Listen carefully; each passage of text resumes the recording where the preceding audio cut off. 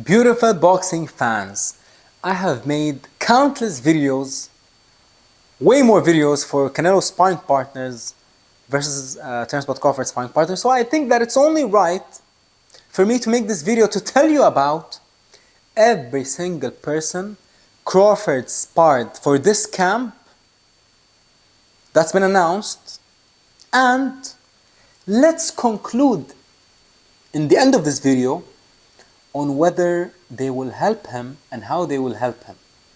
When you talk about their styles versus Canelo's style. Firstly, Terence Crawford has been sparring for the longest, for the last 10 months, ever since he decided to move to the 168-pound division. He brought in a monster from Guatemala. His name is Lester Martinez. You know, the man is nearly 6'1", strong, powerful, ferocious puncher.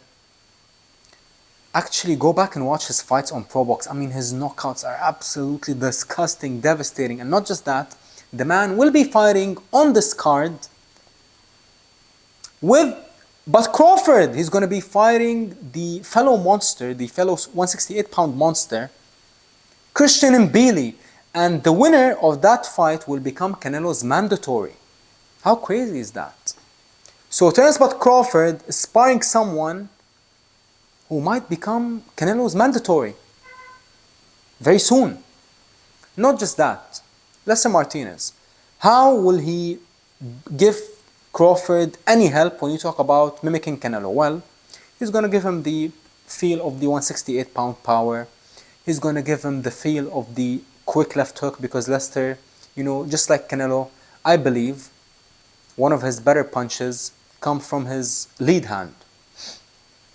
He's very tough, you know, massive head. The man can take punishment. The man got a chin. The man is...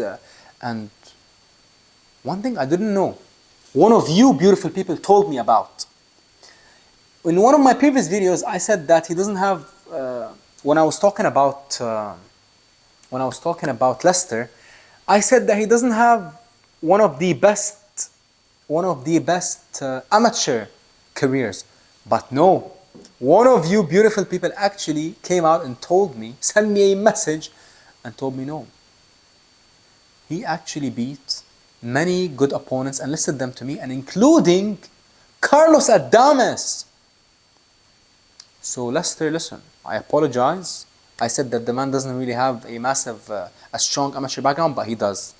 Go back and look in the amateurs who he fought. He fought a lot of good fighters and beat a lot of good fighters. But nonetheless, this man is helping Crawford. This is his first sparring partner. You know, nearly 90% knockout ratio, I believe, 86% knockout ratio. Young, hungry, ambitious, tough, rugged, like I said. And the man, most importantly, he's starving.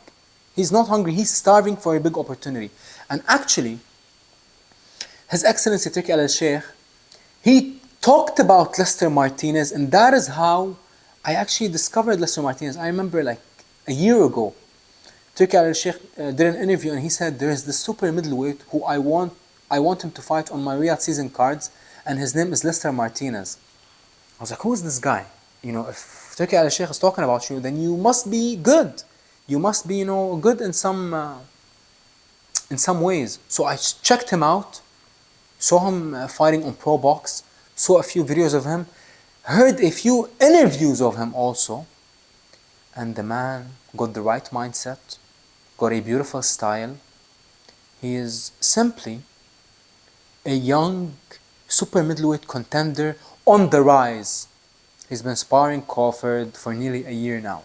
So there's only one way for him, and it's up.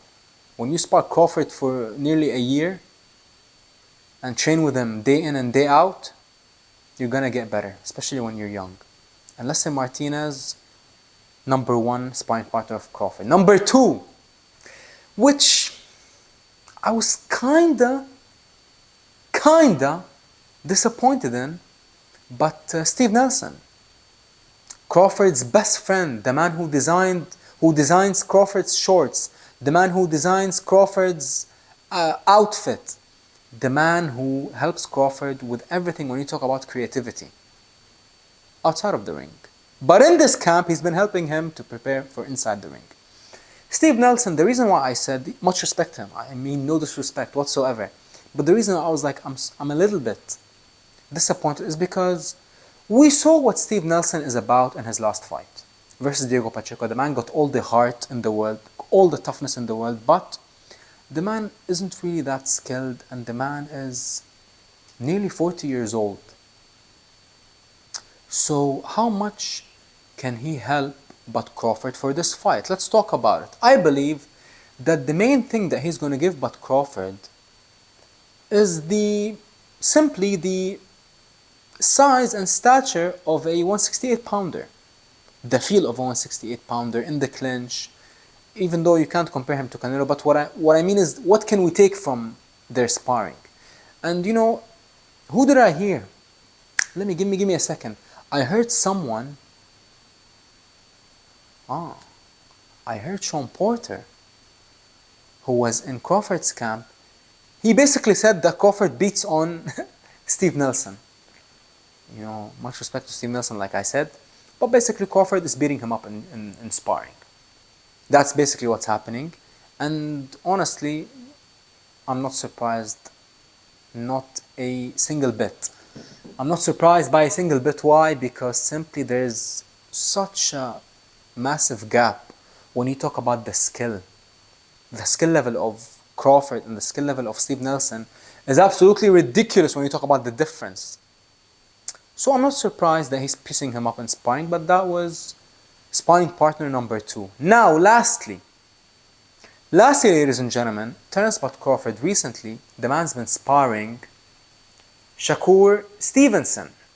Now, will Shakur Stevenson's style actually help him prepare for Canelo? Of course not. One is a small southpaw, and the other is a big, hard-hitting 168 pounder and an all-time great. So of course, no one thinks that he's giving him anything similar to mimic or replicate the style of Canelo. But if there's one thing that Crawford is using Shakur for, is just to simply stay sharp mentally. When you talk about having a high-level IQ sparring session, of course Crawford is not piecing up Shakur and landing deadly power punches because they are, working on IQ, I believe.